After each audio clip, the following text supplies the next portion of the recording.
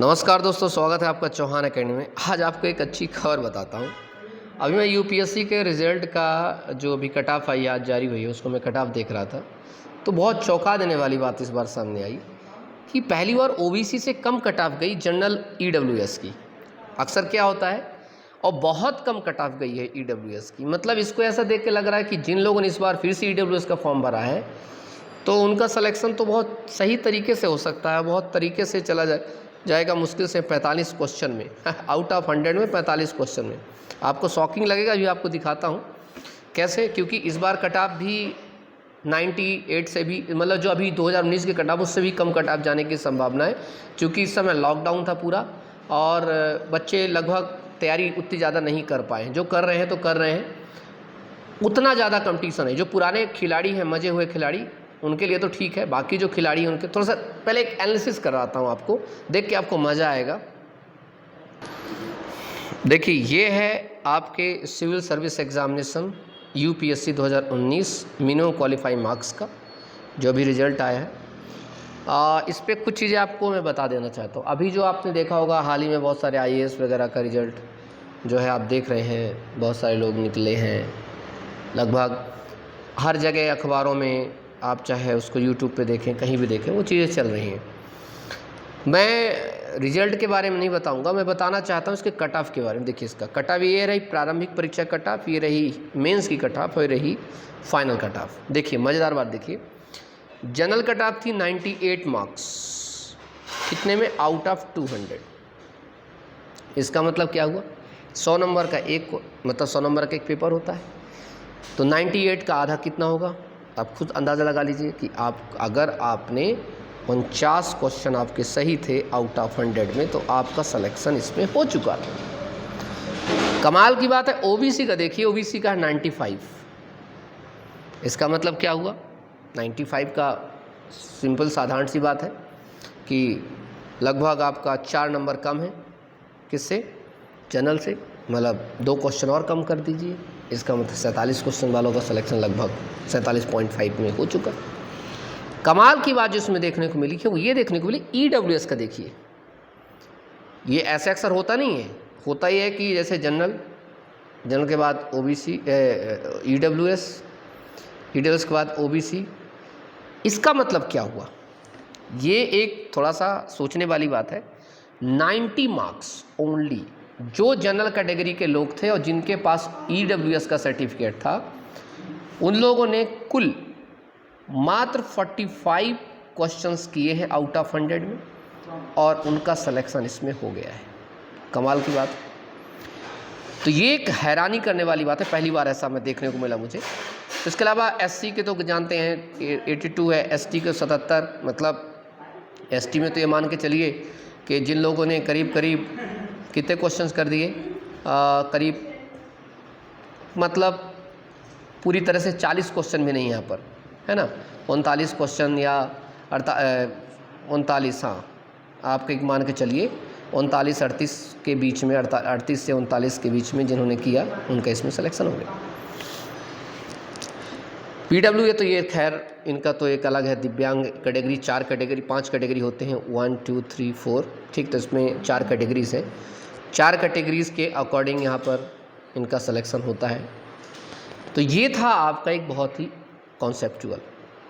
उसके अलावा मेंस में देखिए, मेंस में बड़ा देखने को हमें मिलता है कुछ चीज़ें कि जनरल की देखिए 751 गई है, ईडब्ल्यूएस की 696 और ओबीसी की 718।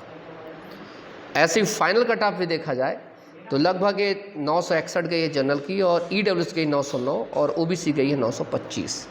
तो काफ़ी मतलब शानदार इस पे किसका रहा प्रदर्शन, वो रहा ईडब्ल्यूएस का। पूछे कैसे, क्योंकि अभी भी आप लोगों में जिनमें के पास जिनका ईडब्ल्यूएस का सर्टिफिकेट होता है सेंट्रल लेवल पर या स्टेट लेवल जहीं भी, तो इसका मतलब ये है कि काफ़ी बेनिफिट होता है इसका।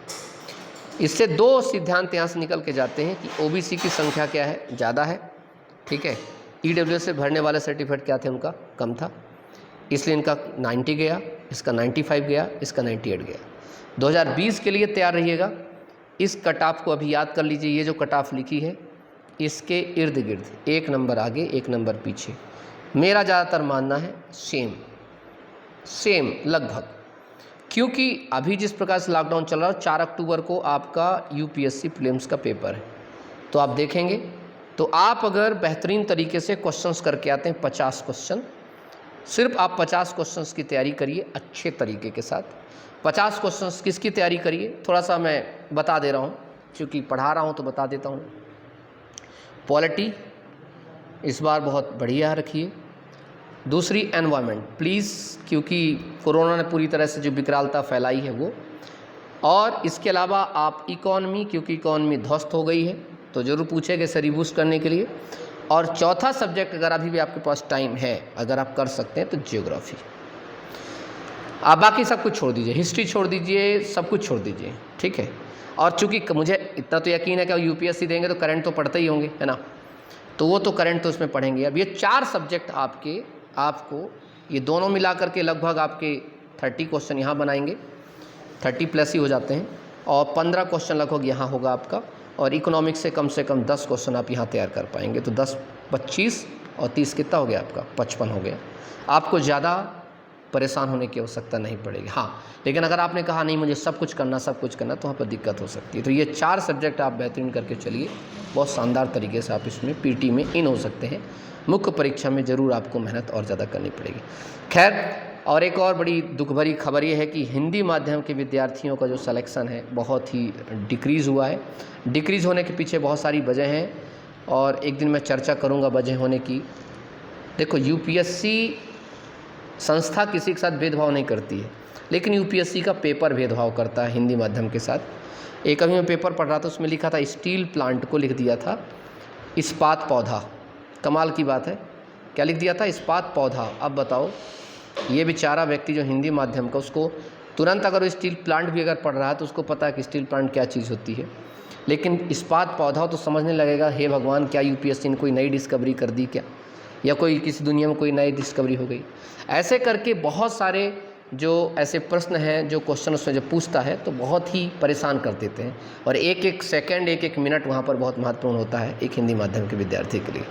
तो सरकारों को कोशिश करनी चाहिए, हम अगर आप लोगों में से कोई अगर दे रहा है यूपीएससी तो इतना याद रखिएगा, आप जो कुछ अब आंदोलन तो कर नहीं सकते, इतना ज़रूर कर सकते हैं, अपनी कलम चला सकते हैं। और कलम का मतलब ये है, आप बढ़िया सुंदर सा लेटर लिख करके प्रधानमंत्री को, राष्ट्रपति को, यूपीएससी को, इन सब को लेटर लिखिए, और जो कार्मिक विभाग के हैं उनको लेटर लिखिए। लेटर लिख करके साथ में ट्वीट भी करिए कि कृपया करके इस बार का जो पेपर हो तो गूगल बाबा उससे मत ट्रांसलेट करवाइएगा, कुछ अच्छे जो भारत में कमी नहीं है मतलब विद्वानों की, उनसे ट्रांसलेट करवा लीजिएगा, ठीक है। बड़े बड़े प्रोफेसर्स बैठे हैं यहाँ हिंदुस्तान में, तो वो उनसे ट्रांसलेट करा के एक सही पेपर दीजिए, ताकि अगर बच्चे के समझ में आएगा तो यकीन मानिए कि चाहे हिंदी मीडियम का बच्चा चाहे इंग्लिश मीडियम का, नहीं तो यहाँ तो 2m दर्जे की चीज़ें हो रही हैं। चलिए खैर, अपना ध्यान रखिए, बाय बाय, टेक केयर, जय हिंद, जय भारत।